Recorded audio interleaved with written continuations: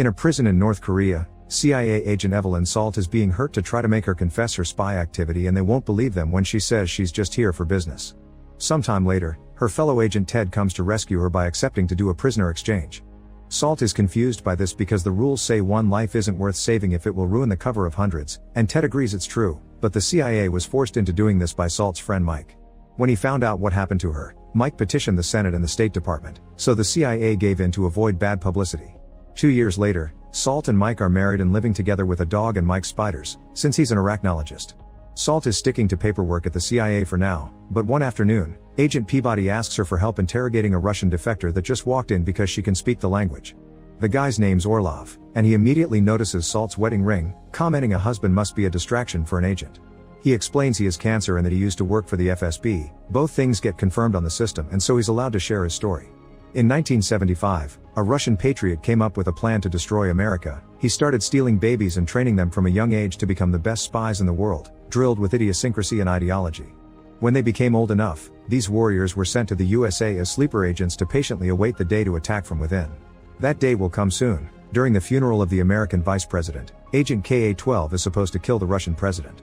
The KA program is a Cold War legend, and the CIA agents think this Orlov is selling smoke, so they cut the interrogation short.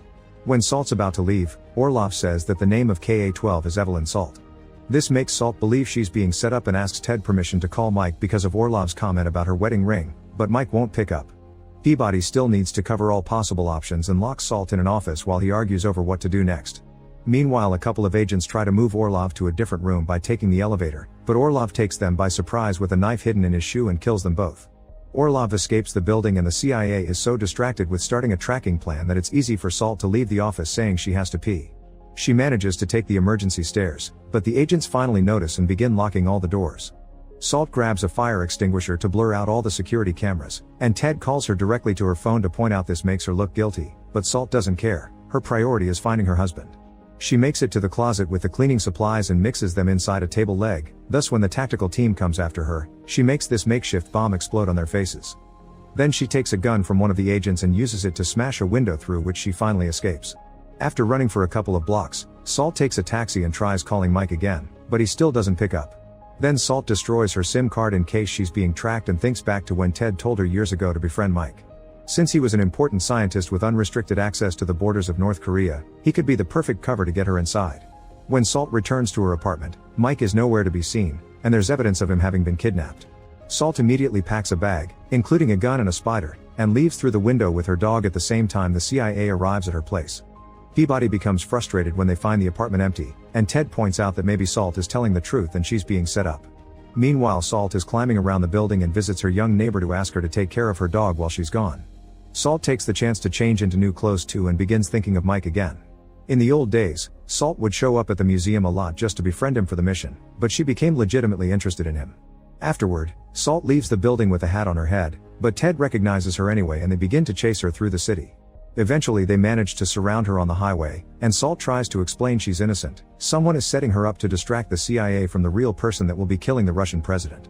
Nobody believes her, so Salt decides to jump off the highway, landing on a truck that helps her get away. The CIA and the police immediately begin chasing her in their cars, prompting Salt to begin jumping from truck to truck. When they get close enough, Peabody tries to shoot her and ends up wounding Salt on her hip, causing her to fall and continue on foot. At that moment, a biker appears on the road, and Salt gets the chance to push him away and steal his bike. This allows her to drive among the cars, leaving the CIA behind because they don't have room to follow. As Salt gets away, Peabody gets a message from his research team explaining that Salt lost her parents as a kid and was sent to Russia, which matches Orlov's story. Moments later, Salt goes to a biker bar to cover her wound with a pad and change into new clothes as she keeps thinking about Mike and the happiness they had together. Next, she takes a bus to New York, and she remembers the day she was freed from the Korean prison.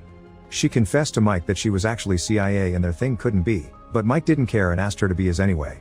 When Salt arrives in New York, she stays at a luxury hotel under a fake name and steals a coat from a hanger.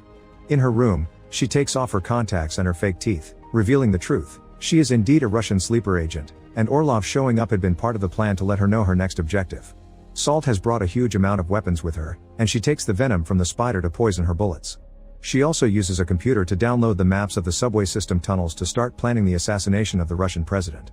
While she dyes her hair black, she remembers the day she was accepted into the CIA and how easily she convinced everyone that she wanted to protect the USA.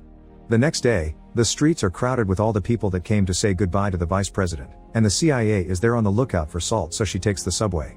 The station that should stop at the church is closed because of the funeral, but Salt's prepared. She releases a smoke bomb in the wagon, and while everyone is distracted, she jumps out of the subway, using the map she downloaded to find her way through the tunnels. This allows her to enter the church undetected, and she begins fighting every guard she comes across to make her way to the room that is exactly under the church podium, where the Russian president is currently giving a speech. Ted and Peabody receive a message that they're losing guards and go to investigate, but Salt is many steps ahead of them already. She puts a bomb on the roof of the room, and when it explodes, the floor crumbles under the Russian president, making him fall into the room underneath. Salt wastes no time and shoots him with a poison bullet. The noise she makes allows Peabody to find her. To Peabody's surprise, Salt actually drops her gun and lets the cops arrest her.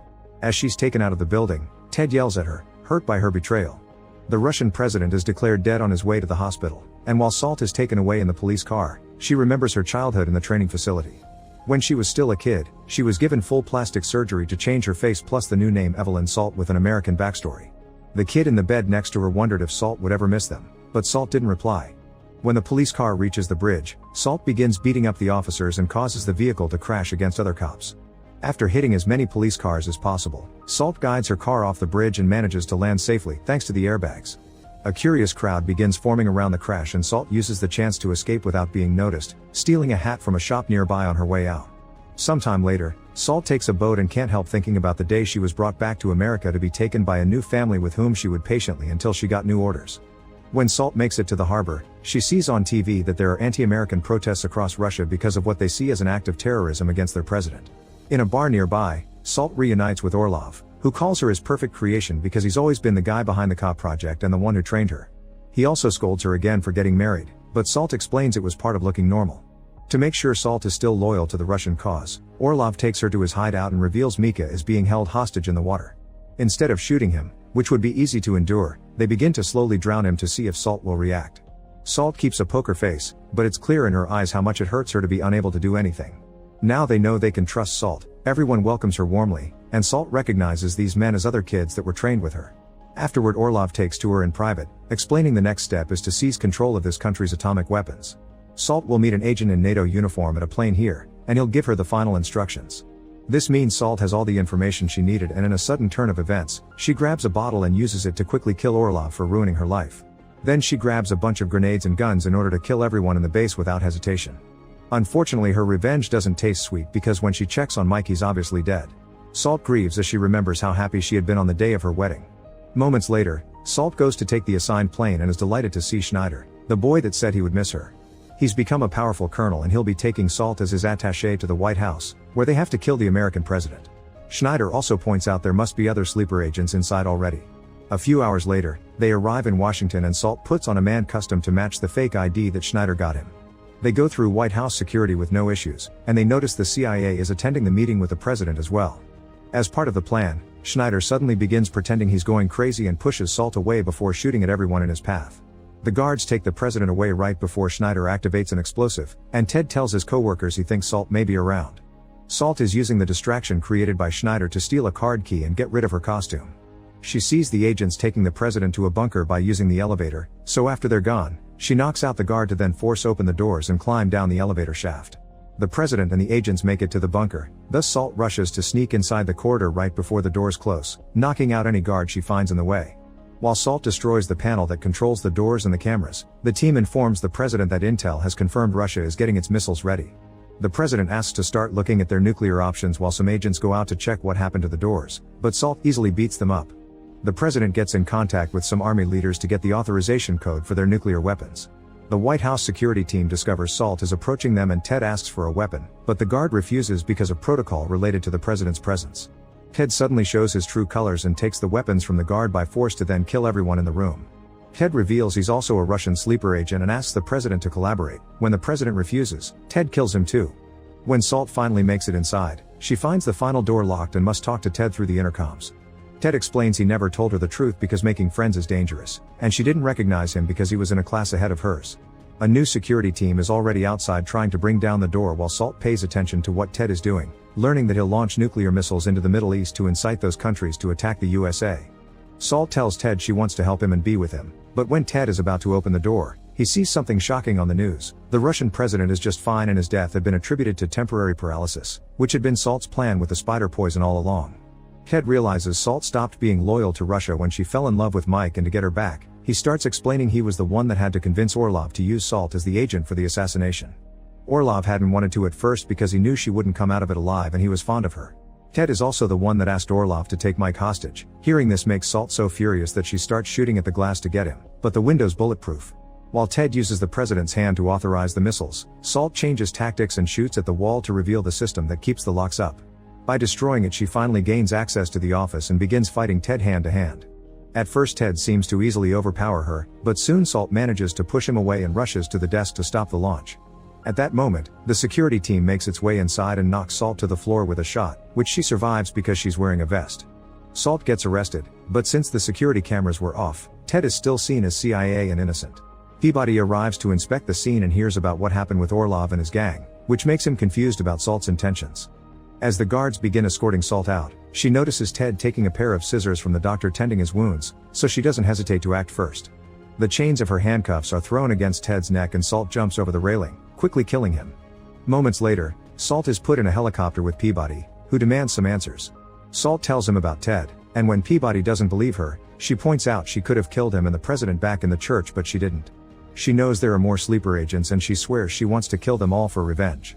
Seeing her determination and getting a message that confirms Salt killed Orlov, Peabody realizes she's the only defense they have against moles, but nobody will believe her story. They'll have to do this the illegal way, so Peabody releases her handcuffs when nobody is watching, and when the helicopter flies above the river, Salt jumps out as Peabody pretends she took him by surprise. Peabody also asks the helicopter to look around, but Salt is already swimming out of the river and running through the forest. Sometime later, the media reports that the new president of the USA has traveled to Russia for a peacekeeping visit. During the speech he gave there, he announced all sleeper agents including Salt are dead. It is also revealed he was orphaned as a kid during an accident here in Russia, implying he's a sleeper agent as well.